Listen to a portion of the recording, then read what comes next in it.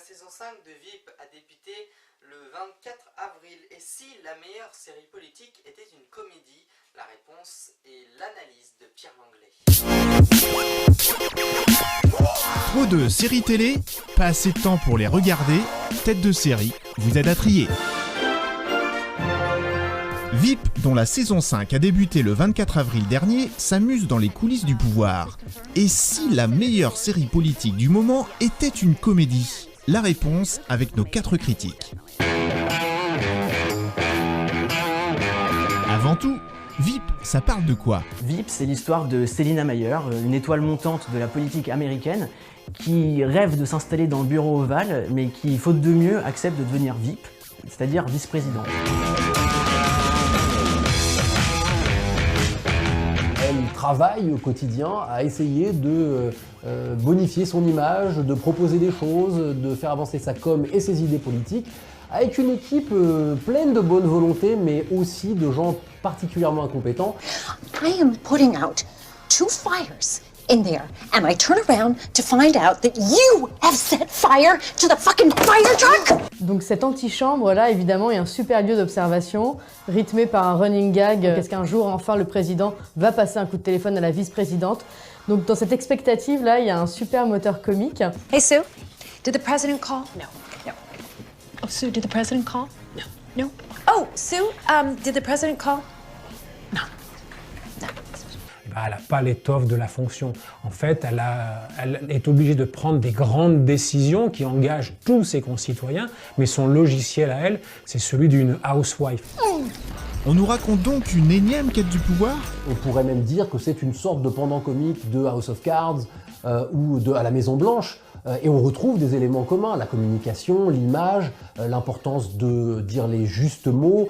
C'est vraiment une satire de tout ce monde qui peuple les couloirs de la Maison Blanche. You get fucked by everybody in DC. Your friends, your enemies, your colleagues, your fucking family. That's Washington DC for you. DC, District of Cunts.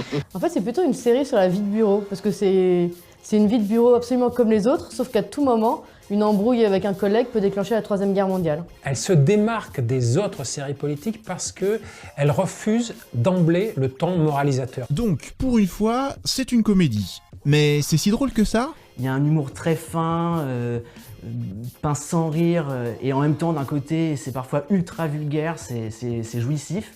That's like trying to use a croissant as a fucking dildo. Julia Louis-Dreyfus, qui est un corps comique et puis évidemment un rythme dans les dialogues qu'elle impulse qui est fantastique. Et en fait, c'est ce décalage entre sa limitation personnelle et la nécessité d'un talent étendu qui fait qu'en fait, elle n'est pas en adéquation avec le poste qu'elle occupe. People won't equate you with a natural disaster, ma'am. Really, Amy? Because I've met some people, okay? Real people. And I gotta tell you, a lot of them are fucking idiots. C'est une série qui joue aussi beaucoup sur l'embarras, sur cet humour qui est très populaire, hein, qui vient surtout d'Angleterre, mais qui s'est très bien exporté. C'est son job, mais c'est pas ce que je préfère. She's the president of the Senate. She swears in all newly elected senators, right? You get that? You understand it? Do you need to Google it? No, ma'am. No, I understand. Amy, this is like explaining gravity to a chicken. Et tous les personnages secondaires sont vraiment brillants, avec quand même une mention spéciale à Tony Hale, qui joue le rôle de Gary, son homme à tout faire. C'est l'heure du verdict de tête de série. Le réalisme, le comique, la vie de bureau, tout ça fait-il de VIP la meilleure série politique du moment? Est-ce qu'on aime représenter la politique sous cet angle-là, en riant, ou est-ce qu'on aime plutôt la représenter de manière un peu plus cynique? Je crois que c'est une question de sensibilité personnelle et de choix. Alors c'est non seulement la meilleure série politique du moment, mais c'est aussi la meilleure comédie qu'on ait actuellement à la télévision américaine. Le malentendu qu'il peut y avoir au sein de l'administration et en vis-à-vis des citoyens, peut-être que finalement, sous l'humour, c'est VIP qui parle le mieux de tout ça. Que du coup, ça en fait peut-être pas la meilleure série politique, parce qu'encore une fois, il faut aimer son humour, mais en tout cas, celle qui est la plus pertinente sur son regard sur la politique. C'est une excellente série politique. On sent qu'Armando Iannucci aime vraiment sa matière, aime vraiment la chose politique. C'est la preuve que qui aime bien châtie bien.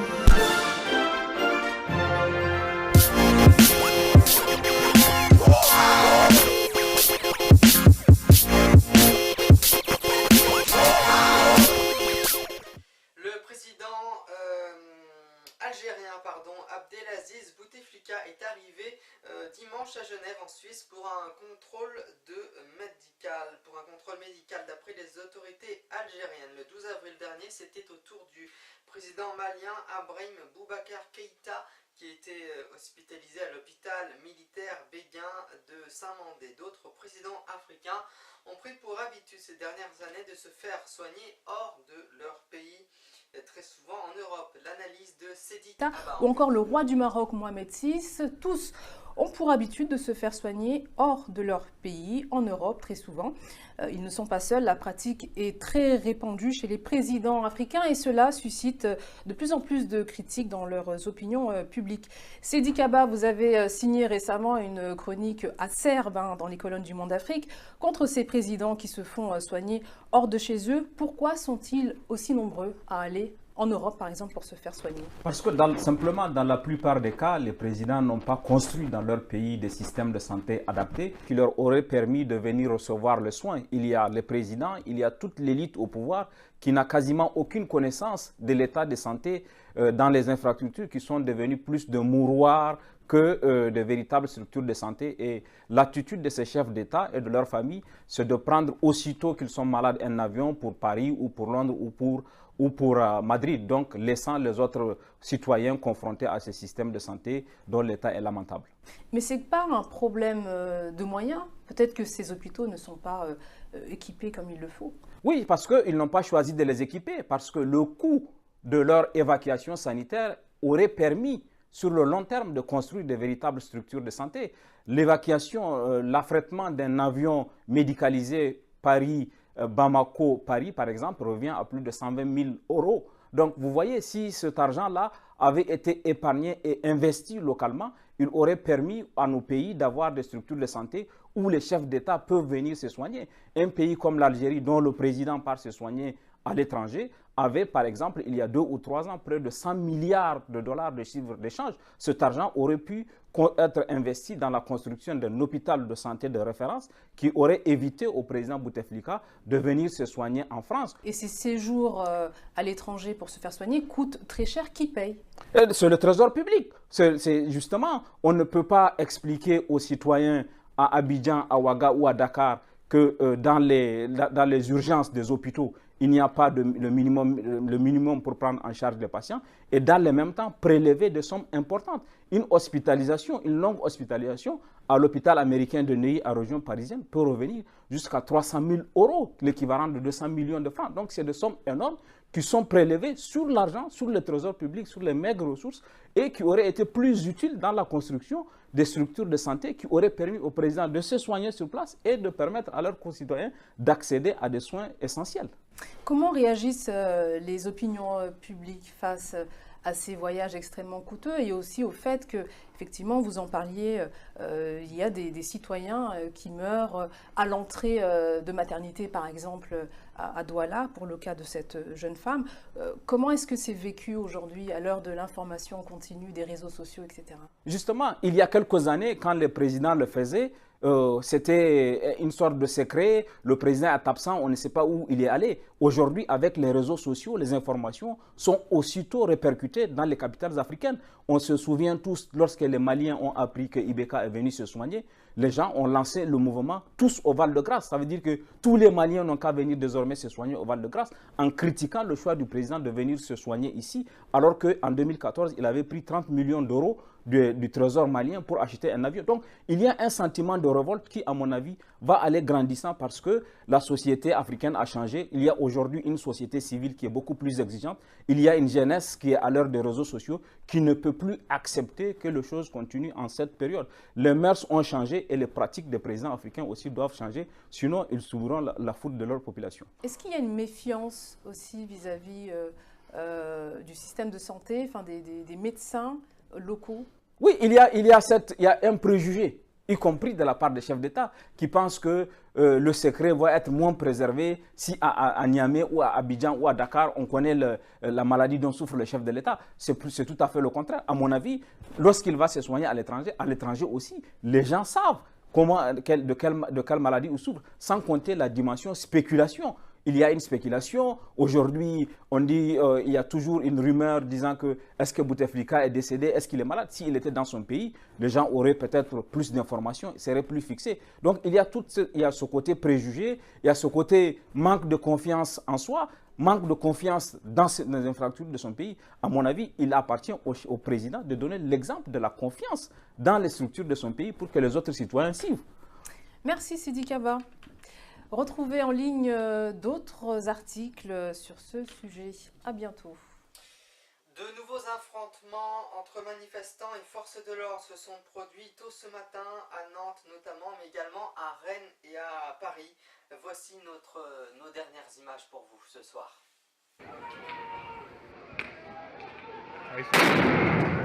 Oh putain!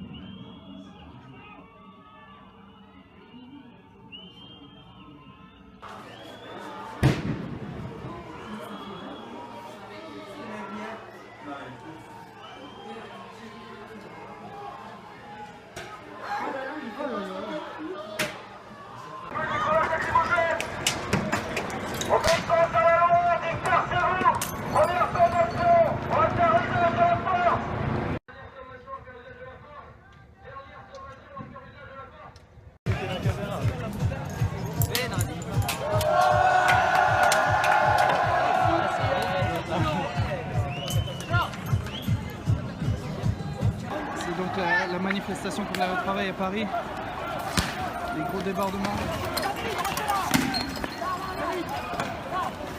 Une félicité aux manifestants.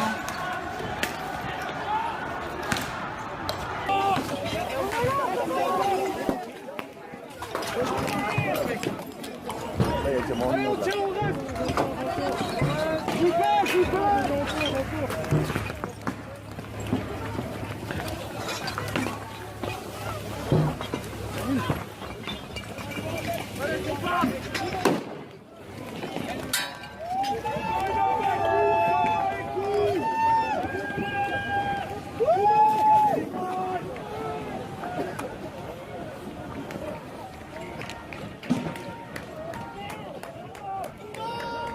Allez, il y a un renfort qui arrive là-bas.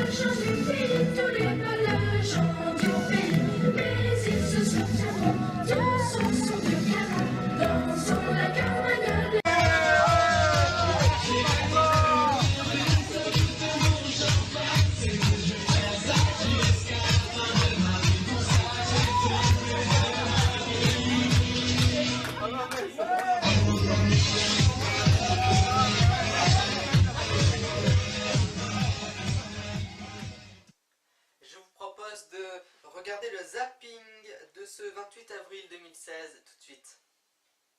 Bon, Salah Abdeslam. Non. Non? Non. De la même manière que je n'aurais pas accepté de défendre Klaus Barbie. En Belgique, Sven Marie est connu comme l'avocat des voyous, mais il faut croire que ce genre de profil commence à le lasser. Dans une interview accordée à Libération, il se lâche sur son client, Salah Abdeslam. C'est un petit con de Molenbeek, issu de la petite criminalité. Il a l'intelligence d'un cendrier vide. Première nuit en prison en France pour Salah Abdeslam. L'homme soupçonné d'être le dernier membre encore en vie du commando des attentats de Paris et de Saint-Denis a été transféré hier à la prison de Fleury-Mérogis. À entendre la clameur qui accompagne l'arrivée de Salah Abdeslam à la prison hier soir, on comprend pourquoi. Un mélange d'insultes et de cris de soutien. Mais moi, je veux dire une chose. Oui. Ça me fait de l'évoquer, ce type. Je trouve qu'on fait trop de publicité aux terroristes. Éviter que le détenu se suicide, par exemple. Sa cellule sera placée sous vidéosurveillance, et ce de manière prolongée, une première en France. Mais ce gars-là n'ira pas jusqu'au suicide et n'en a pas le courage. Il a d'ailleurs montré en se dégonflant sur les lieux des attentats. Le 13 novembre, Patricia a perdu sa fille Priscilla au Bataclan. Pour elle, l'arrivée en France du dernier terroriste vivant de ces terribles attaques est un premier pas vers la justice. Je ne serai jamais soulagée parce que la perte de ma fille, c'est à vie. Jusqu'à mon dernier souffle, moi, ma vie n'a plus de sens, vraiment. Au moins, j'aurai de la certitude que quelqu'un est derrière les barreaux jusqu'à la fin de sa vie. Mais je peux comprendre cette femme. Et ce qui est important aussi, c'est que Salah Abdeslam le comprenne et l'entende. Mais sinon, si on est sur ce genre, et je comprends un discours de souffrance, de douleur, qui peut être insensible à ça? Mais à quel sens, sinon, un procès? Pourquoi faire? Le procès, c'est aussi, vous savez, c'est pour expliquer les choses. Sinon, dressons la guillotine. Guillotinons si existe encore la peine de mort, Salah Abdeslam, et on n'a pas besoin d'avoir 6 juges d'instruction au pôle terroriste qui vont instruire. C'est complètement délirant. Oui, on peut autoriser dans certains cas la torture. Non, moi je dis que lorsqu'on a la certitude que l'individu qu'on tient sait où est posée la bombe qui va tuer des innocents, il faut qu'il nous dise où elle est. Un accord qui a été trouvé sur le régime d'assurance chômage des intermittents du spectacle. Ils avaient de toute manière jusqu'à aujourd'hui pour tomber d'accord. Bonheur, manifestation contre la loi travail, colère des intermittents et angoisse face au chômage. Voici une étude qui tranche. Selon cette étude, donc menée par le Pèlerin Magazine, 75% des personnes interrogées se disent heureuses au travail. Quand on vous dit que ça va mieux, même chez les professions réputées pénibles, apparemment tout roule. Regardez ce clip réalisé par 3 agents de propreté de la ville de Paris. Tu es le plus beau des balais. Je te guide jusqu'au caniveau, vers ce qu'il y a de plus beau. Tu es le plus beau des balais. Un séisme de magnitude 5,2 sur l'échelle de Richter a ébranlé la Charente-Maritime tôt ce matin. Reportage et témoignages grâce à nos partenaires François Poitou-Charentes et notamment celui d'Europe 1.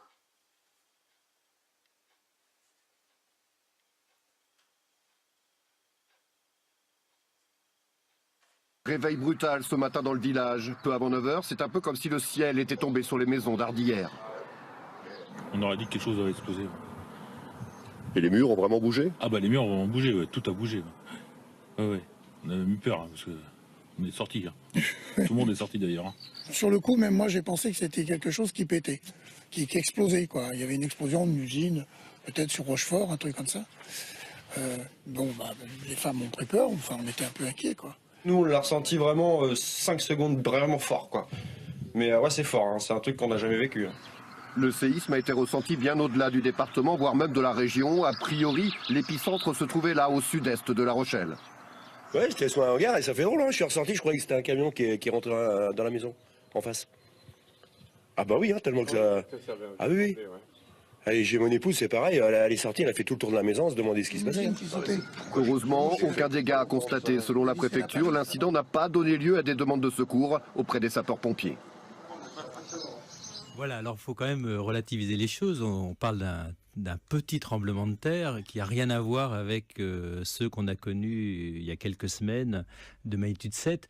Je rappelle tout le temps cet ordre de grandeur. Oui, allez-y. Entre un magnitude 7 et un magnitude 5, il y a déjà presque un facteur 1000 au niveau de l'énergie libérée. Donc, ce qui nous a intéressé ce matin, c'est que dans cette région-là, la région de La Rochelle, les Charentes-Maritimes, il n'y avait pas eu un tel séisme depuis 1972, disaient les spécialistes, dont vous êtes, Jean-Paul Montagnier. Voilà, alors j'ai regardé effectivement la sismicité historique dans cette région, et on trouve dans la région d'Oléron, en septembre 72, un magnitude 5.7 qui est un peu plus fort. Et c'est vrai que tous ces séismes qui ont lieu, qu'on a répertoriés depuis plusieurs siècles, je rappelle que par exemple en 1799, il y avait un séisme beaucoup plus grand du côté de la Vendée, qui avait, en plus c'était pendant la guerre vendéenne, donc tout le monde, ça rajoutait de la misère à la guerre, donc c'était absolument horrible. Donc il y a cette... Depuis des siècles et des siècles, on sait qu'il y a des petits tremblements de terre sur tout un système de failles. Vous savez que les séismes ont lieu le long des failles. Et là, il y a une faille à La Rochelle? Alors là, il y a tout un système de failles qu'on appelle les failles hercyniennes. C'est un mot un peu technique. En gros, c'est pas des failles très actives. C'est des failles qui ont été réactivées, qui sont réactivées par le fait qu'il y a une collision. Là encore, j'espère ne pas être trop technique. Il y a une collision entre la plaque africaine et la plaque eurasiatique, entre la plaque ibérique, donc en Espagne, et la plaque eurasiatique. Et ça, c'est des vraies collisions avec des chaînes de montagnes, avec des séismes, avec tout le tremblement, j'allais dire. Et ces failles qui sont anciennes, donc les failles qui courent le long du massif armoricain depuis en gros l'Aquitaine jusqu'en Bretagne, ces failles sont réactivées mais de façon très modérée. Comme je le dis, c'est des petits tremblements de terre qui ont lieu régulièrement, magnitude 5 et peut-être parfois de magnitude 6, historiquement, on sait pas trop. Et on respire un peu puisque Laurence Ferrari, la journaliste de D8, a annoncé la grossesse de l'une de ses chroniqueuses. Mais également, il y a le reste de l'actualité en zapping des émissions. C'est ce soir et c'est tout de suite, regardez. Nous pouvons féliciter Absatou, elle est enceinte.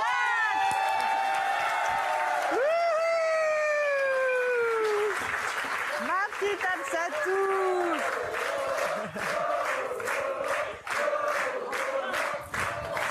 Voilà, on arrive avec les cadeaux.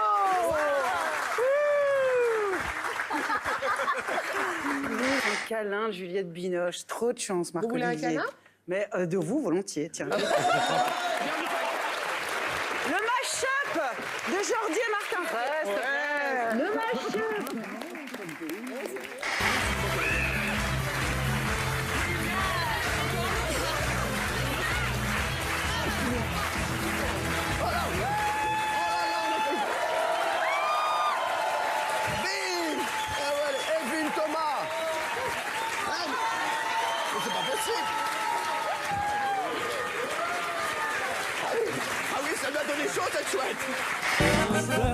Avec toi, je ferai n'importe quoi pour un flirt.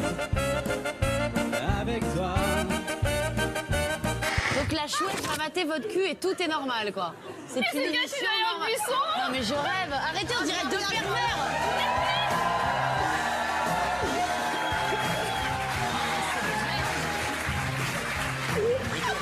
Top, qui est le Premier ministre français. Mais arrête de mentir, wesh. Et nous, je mens pas. Il me dit Manuel Valls, c'est pas ça? Si, c'est ça.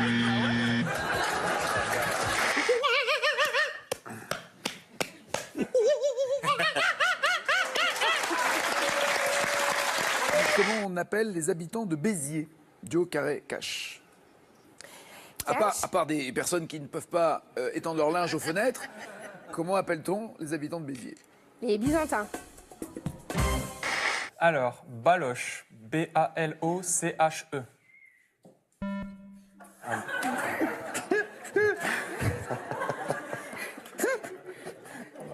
C'est une pâtisserie, quoi. Hein. C'est pas mais c'est pas du nougat. Non, pas pareil. C'est du nougat de tour, mais c'est pas du nougat. C'est ça. Ok, bah manger. Alors, c'est très bon, mais ça tient au corps. Hein. Ouais. Sylvie, tiens. Ah bah, ça t'es plus à ça près. Merci Stéphane, toi non plus.